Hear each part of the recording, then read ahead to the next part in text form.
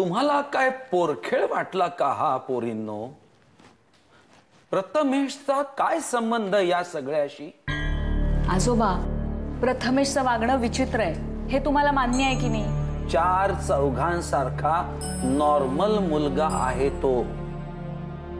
त्याला ऐकू येत नसल्यामुळे. आजोबा, हा वाडा कधीही पाहिलेला नसताना प्रथमेश या वाड्याचं चित्र काढतो. तो कुठल्या तरी एका जुन्या मूर्तीचं चित्र काढतो, निखिलच्या ऍक्सिडेंटचं चित्र काढतो, शुभ्राने स्वप्नात पाहिलेल्या फुगडी खेळणाऱ्या 2 बायकांचं तो चित्र काढतो. आणि हे सगळं त्याला कुणीही कधीही सांगितलेलं नसताना शुभ्रा आमच्या घरात आल्या दिवसापासून तो तिला पार्वती याच नावाने हाक मारतोय. आणि तरी तुम्हाला असं वाटतंय की तो नॉर्मल आहे? आणि मी नंतर मागे जाऊन जेव्हा प्रत्येक गोष्टीचा विचार करते ना, तेव्हा मला इतर अनेक गोष्टी आठवतात. सुलेखाला पाहिल्या तर तुझ्या अंगावर धावून गेला होता, गळा धरला होता त्याने तिचा. ही सुलेखा कोण? मी सांगते तुला नंतर. आजोबा, सांगा ना तुम्ही मला. तरी तुम्ही म्हणताय की हे सगळं नॉर्मल आहे? नसेलही, नाहीच आहे. पण त्याचा शुभ्राशी संबंध कसा जोडणार?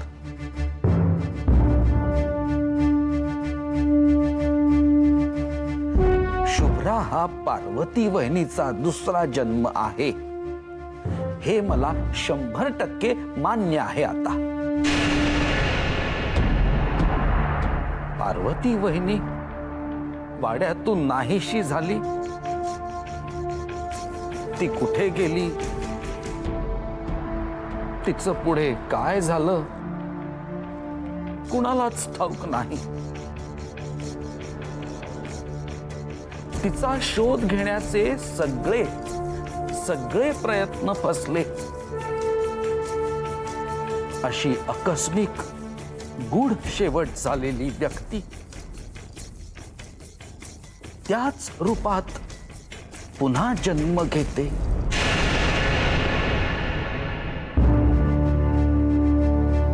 लग्न करून त्याच घरात येते. हे नियतीचे खेळ मी समजू शकतो, पण त्याचा प्रथमेशशी काय संबंध? पार्वती वहिनीच्या बाबतीत जे काही घडलं ते इतर कोणाच्याही बाबतीत घडलेलं नाही. बरं, शुभ्राच्या आणि प्रथमेशच्या जन्मात जवळजवळ 20 वर्षाचं अंतर आहे. त्यांचा काही संबंध असेल असं मला खरंच वाटत नाही. पण मग आजोबा, प्रथमेशच्या प्रॉब्लेमचं काय? तो प्रॉब्लेम तर आहेच ना.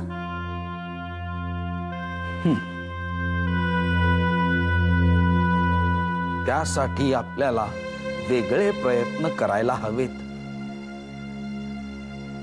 त्याचा शुभ्राशी संबंध जोडून चालणार नाही. मला माहिती आहे भाऊली, आपल्या घरात ज्या अनाकलनीय घटना घडल्या त्यांची संगती लावण्याचा तू प्रयत्न करते आहेस. मी देखील असाच प्रयत्न केला होता काही वर्षांपूर्वी.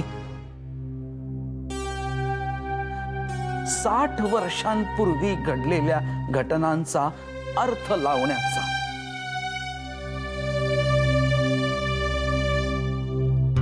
मी आताही तुला मदत करेन, पण अन्वेषणाचा पहिला नियम असा आहे की दिशा योग्य हवी. उगाच भरकटून जाण्यात काहीच अर्थ नाही.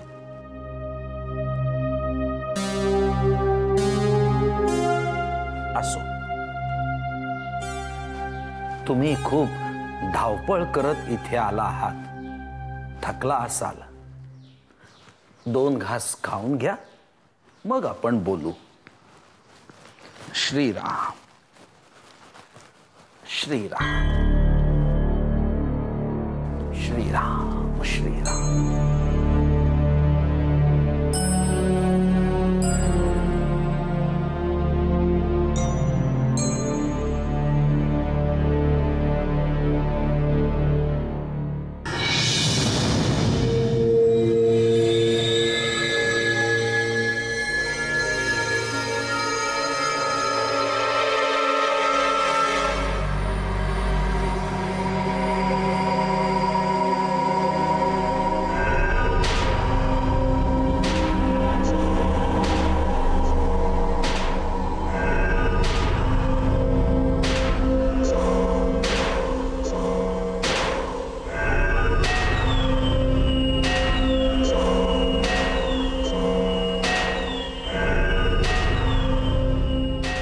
वाड्यात आल्या आल्या भोचकपणा सुरू झाला तुझा?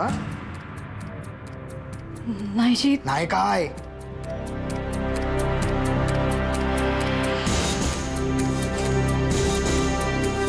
या वाड्यात राहायचं असेल तर आपली पायरी ओळखून वागायचं. पाहिजे. पुन्हा कोणाच्याही खोल्यांमध्ये डोकावताना आढळलीस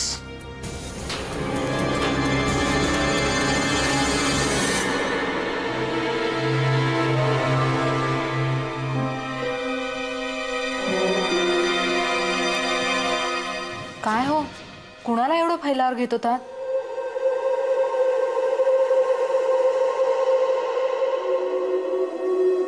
अगं पार्वती वहिनीने कोणीशी नवीन मोलकरीण ठेवून घेतली. कधी कधी आवाजाला भलतीच धार चढते ना तुमच्या. काळजात धडकीच भरते, अगदी माझ्या आई. असं? मग प्रश्नच पडतो, हेच का ते सदाशिवराव? हे कुठला नवीन रूप यांचं?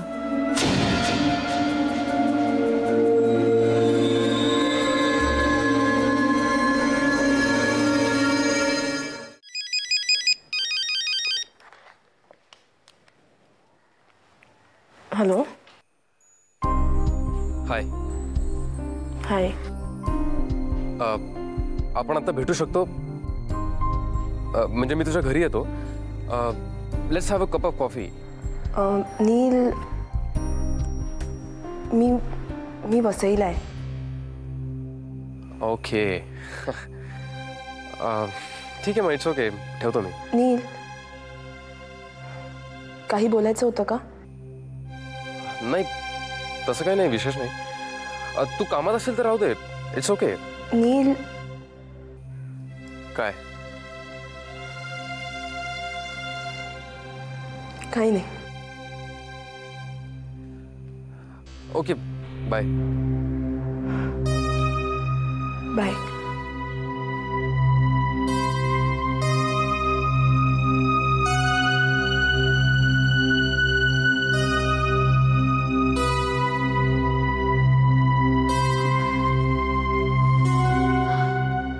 काय ग?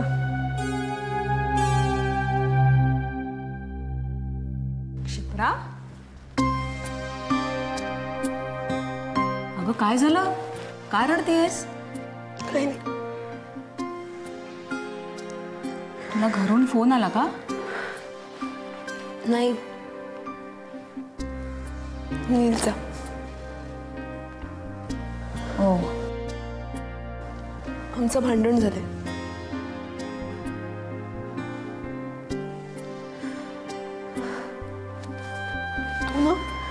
तू ना मूर्ख आहे. Big fat stupid idiot.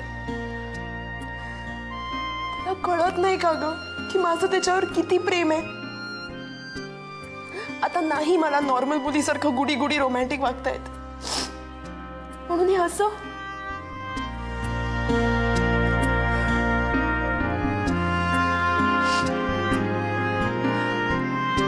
तू माझ्या बरोबर नसला की माझं काय होतं मलाच माहिती.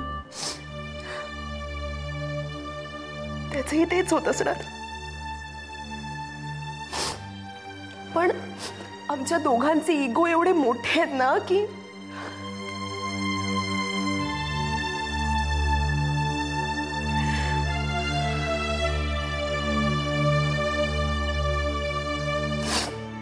नाही, माझं चुकत, मीच मूर्ख आहे. नीलचं बरोबरच आहे. ज्या मुलीशी आपण लग्न करायचं ठरवलंय ती जर सतत दगड धोंड्यांच्या मागे धावत असेल तर कोण सहन करेल? सांग ना, कोण सहन करेल? तू केलं असतंस?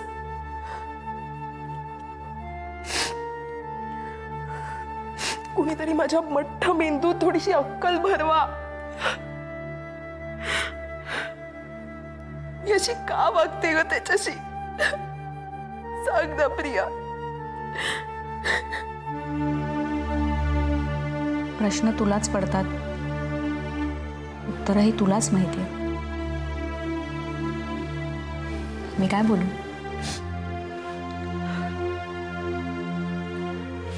सगळं कळतं, सगळी अक्कल आहे, पण अशाच वेळी ही अक्कल कुठे गवत खायला जाते काय माहित.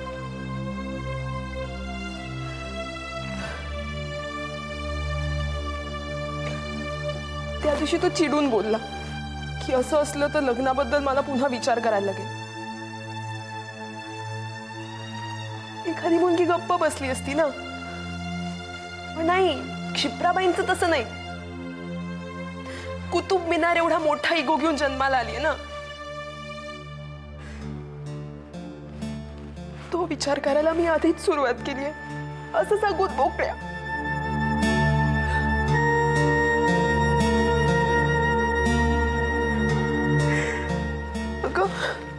अगं स्वप्नात सुद्धा असा विचार नाही करू शकत ग मी.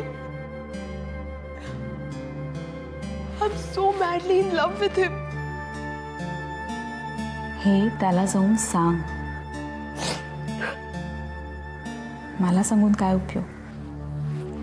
नको, परत त्याला वाटेल की बघ आता परत तेच. आम अ गॉन केस या प्रिया. प्रेमात पडलेला प्रत्येक माणूस असतो.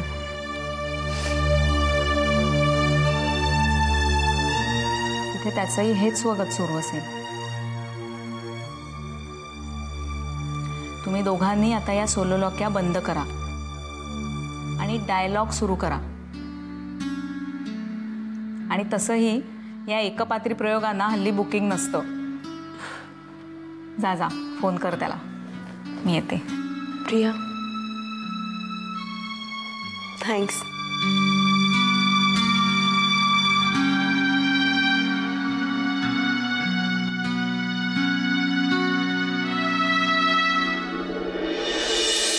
सर इकडे, डावीकडे. अहो, कुठे नेता मला?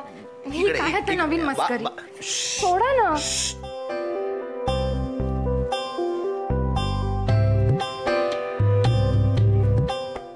काय आहे हे बघ.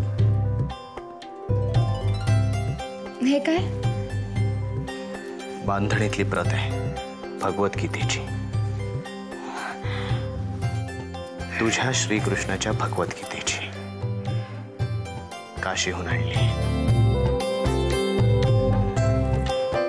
फारच सुंदर आहे. ते तर आम्हाला माहितीच आहे. मी या गीतेच्या प्रतिबद्दल बोलतेय. आणि आम्ही तुझ्याबद्दल बोलतोय. चला, मी देवारात ठेवून येते. हिची पूजाही करायची आहे. नाही, ठीक आहे, पूजा करा, पण नंतर आमच्याकडे आणून द्या. कारण फक्त देवारात ठेवण्यासाठी आणि फुलं वाहण्यासाठी आम्ही हा ग्रंथ आणलेला नाही. आम्हाला पडणाऱ्या अनेक प्रश्नांची कदाचित यात उत्तर असतील. इतरांसाठी हा धर्मग्रंथ असेल, पण आमच्यासाठी हा कर्मग्रंथ आहे. कळलं?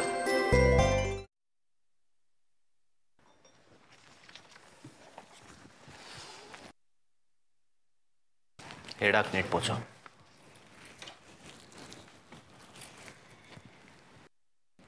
पार्वती, ओ आम्हाला एक कळेल का? काय हो? आम्ही परत आलो त्यानंतर तीर्थरूपांनी रुसण्याचा जो काही सोहळा केला त्यानंतर ते कुठे निघून गेलेत? अगं बाई, तुम्हाला माहीतच नाही का? कुणीच बोललं नाही तुम्हाला? नाही ना, आमच्याशी कुणी काही बोलतच नाही. आमच्यापासून सगळं गुपित ठेवलं जातं. असं काय बोलताय? कामाच्या भरात राहून गेलं असेल. गावात एक नवीन पूल बांधण्याची योजना आहे इंग्रज सरकारची. म्हणजे वानरांनी प्रभू रामचंद्रांना सेतू बांधून दिला त्याप्रमाणे हे राणी व्हिक्टोरियाच्या मदतीला गेलेत का?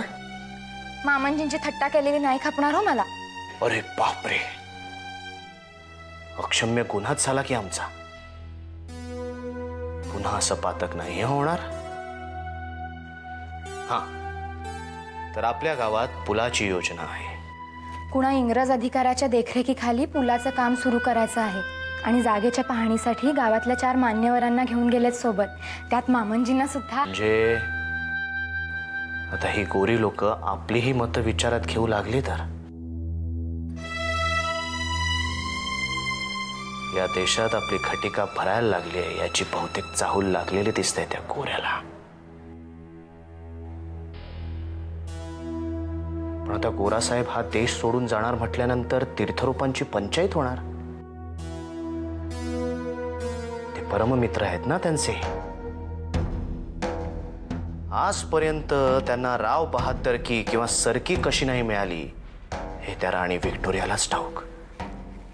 आता येतील लवकरच मामनजी. बर, असं आहे तर. आणि आता ते परत आले की त्यांच्या पायावर मस्तक ठेवून तंटा मिटवून टाका. आणखी नको वाद आता हा. आमचा वेळ जात नाही म्हणून आम्ही त्यांच्याशी वाद घालतो का?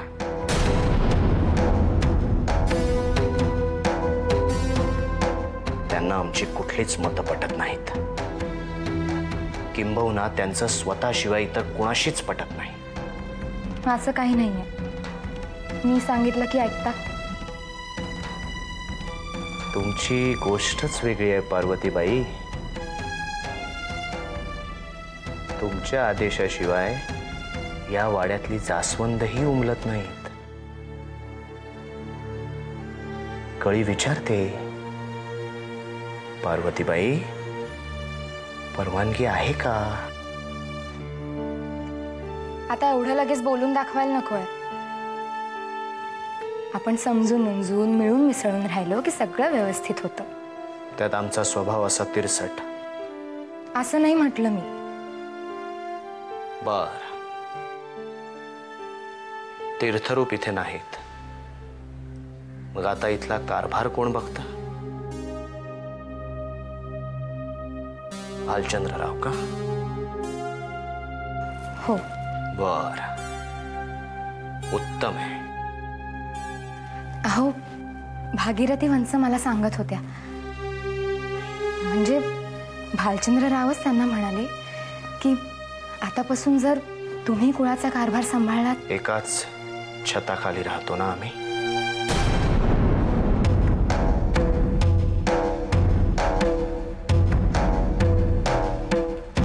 मग त्यांना हे थेट आम्हालाही सांगता येईल. आणि मुळात त्यांनी आम्हाला सांगायची काही गरज नाहीये. परक्या माणसाने आम्हाला आमची कर्तव्य आणि अधिकार शिकवू नयेत. तसं नाही हो.